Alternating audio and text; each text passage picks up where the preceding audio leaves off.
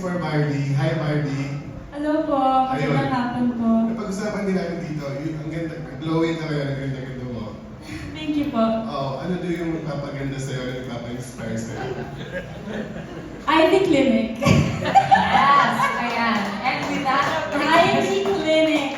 yes, Yun ayan. lang po. Salamat po. Hindi po, madalas po ako mag-workout ngayon, tsaka mag-exercise, mag-tennis, tapos lagi ko po ito sinasabi, kasi ang dami po nagtatanong kung ba't ako pumayat. I-share ko lang po sa inyo, baka Sige, go. makatulong. Yung tinanggal ko po yung rice, pero pwede po kayo bumili ng shirataki. Hindi ko po siya business, hindi to para lang makatulong if kailangan. Shirataki rice po kasi wala siyang masyadong sugar talaga. So, yun po yung ginagamit kong rice, tapos normal lang yung ulam ko. Kahit anong ulam, basta yun yung rice. Kasi yung sugar po talaga yung nakakaano sa weight ko. So, tinanggal ko po siya. Yun lang naman po. Tapos, IV. Yun lang. Yes. Okay. Pagdating sa sa pagiging positive sa mga bagay, nakakatulong din may mga ganun sa'yo. I think, naman po, especially sa mga panahon po ngayon, parang lahat ng makikita, kahit isang angulo lang po yung makikita nila, parang puro negativity. Actually, pag bumukas ka ng social media, parang kahit ang ganda ng ginawa ng tao para sa isang bagay, may negative at negative pa rin talaga. So for me, I think yung secret talaga, maging positive ka, and as long as alam mo sa sarili mo na wala kang ginagawang masama, parang let them talk, hayaan mo sila magsalita, basta, eto lang, ang focus ko lang naman po talaga magtrabaho, and syempre, mabigay ko yung mga pangangailangan ng mom ko, and okay na po ako dun. Yun lang po. Effective, Mardy. Super. Thank you. Thank you. Thank you na nga po. Focus na. Sorry na po. Opo. Kumusta ka trabaho sa Sue Ramirez dito? At sinong kaibigan mong gusto mong manood ng pelikula mo dito? Hanggang doon kaya ka gano'n. Thank you so much po, Sir Rodan. Thank you so much po sa question. Maraming salamat. At kabado talaga ako pumunta dito.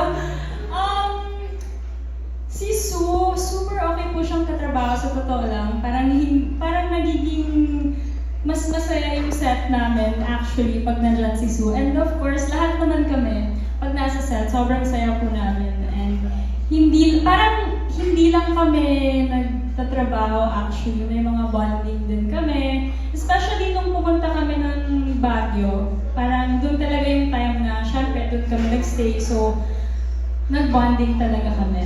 Yeah, overall, all of them, super okay sila katrabaho. And if meron po akong kaibigan na gustong manood, Iyayin mo ba siya? Ganun lang.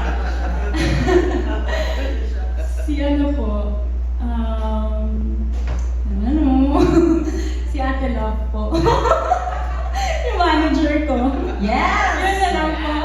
Yes, si Adela. Pag-ibig po tayo today. Yes, ayan. Thank you so much, Sir Rodan. Thank you so much, B. And of course, our next po, sa susunod po natin na question will be coming from Jimpy Alarcon of Freebie Manila. Hello, Jimpy. Good afternoon. So, Barbie, ako na naman magtatanong. Charot. Bakit parang mas active ka lately sa movies more than television? I mean, is this a personal choice for you or nagkakataon lang na ito talaga yung mga mas na-offer? And how do you find it na mas pelikula yung focus mo over the recent years? Actually po, I think after, during pandemic, parang it was a personal choice kasi with lock-in, medyo namimiss ko po yung mom ko, tapos syempre mag-isa lang ako doon, tapos hindi ako makalabas. So parang nakasanayan ko po nakasama ko yung mom ko.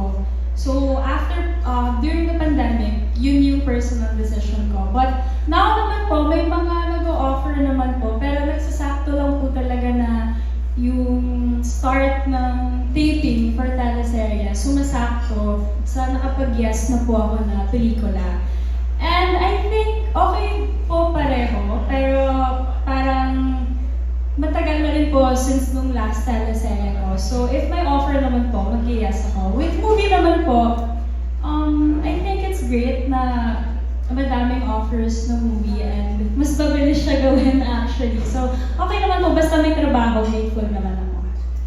So, syempre, nag-thank you po ako sa Happy Infinite. Thank you po sa inyo sa project na to. Of course, to Mariel, of course, and Derek Roth. Thank you dahil sobrang hands-on ka sa pelikulang to. And of course, sa mga cast, thank you so much. Ang gagaling ninyo. And Star Magic, of course, thank you. Syempre sa mga press, alam po namin na madami po kayong ginagawa. And salamat po dahil nandito kayo para tulungan kami mag-promote. And actually, gusto ko po magpasalamat sa press dahil kinakabahan po talaga ako pumunta dito pero na-appreciate ko po yung respeto. So, maraming salamat po dahil yun nga po. Salamat po sa inyo. Ate Love and Ate Dayan, thank you so much. Sorry.